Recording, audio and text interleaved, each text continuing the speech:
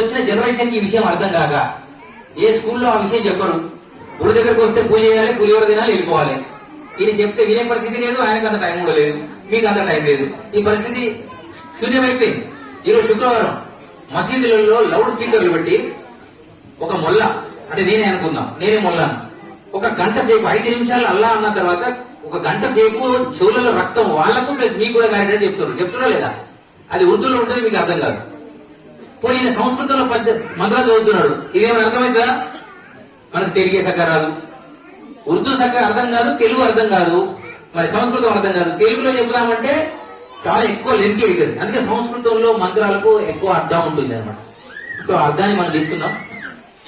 ఓం అనే ఆకృతికి ఓం కృతికి సమానం ఒక్కటి కాబోదు, లింగవచన బిందు లేనే లేదు.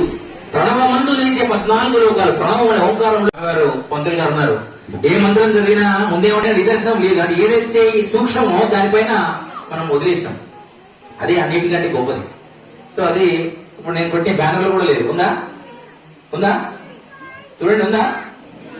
ఎక్కడుంది? అట్లా కొట్టాలి. ఎక్కడ ఈ వేదిక చూడంగానే ఇట్లా అమ్మవార్లు రాక్షసుల రూపంలో కూడా అమ్మవారు ఉంటుంది, తెలుసా మీకు? ఉంటుందా లేదా? ఇదేంటి రాక్షసి అమ్మవారే కదా, ఆడపిల్ల కదా. నీకు ఏంటి అని గుర్తుపట్టడానికి నీ వెనకాల అది ఉండాలి, ఆ గుర్తు ఉండాలి. పాకిస్తాన్ గుర్తు ఏంటిది? చందమామ. చందమామ కూడా మనదే, అవునా? ఆస్ట్రేలియా గుర్తు ఏంటిది? స్టార్, అది కూడా మనదే. మనం సూర్య గుర్తు పెడతాం ఎక్కడైనా? పెట్టాం. ఎందుకు? మనకు 33 కోట్ల దేవతలు ఉన్నాయి. ఎన్ని? మనం 33 కోట్ల దేవతల్లో మూలమైన దేవతలు మొక్కడానికి కూడా మనకి టైం లేక చాలా మంది మన వికారాబాద్లో సగం మంది మతమారికి గురైపోయారు. కారణం ఏంటంటే ఒక పంతులు వచ్చి రాముడే దేవుడు అనే, ఇంకో ఆయన వచ్చి అమ్మవారి దేవుడు అనే. అంటే సర్వమత సమ్మేళనాన్ని ఆచరించేవాళ్ళు, ప్రకృతిని పూజించేవాళ్ళు, తర్వాత అన్ని మతాలు ఒక్కటే అనేవాళ్ళు, ఇంకా అన్ని దేవతలు సమానం అనేవాళ్ళు, తర్వాత అందరూ ఎవరిని కోసం రక్తం వేస్తుంది అనేవాళ్ళు చాలా ఎక్కువ మంది ఉంటారు ఇప్పుడు భారతదేశంలో. అదే ఇప్పుడు మనకు చాలా భారమైంది. అది అమ్మవారు కూడా చెప్పింది. ఆ విషయాన్ని మీకు చెప్పదలుచుకున్నా.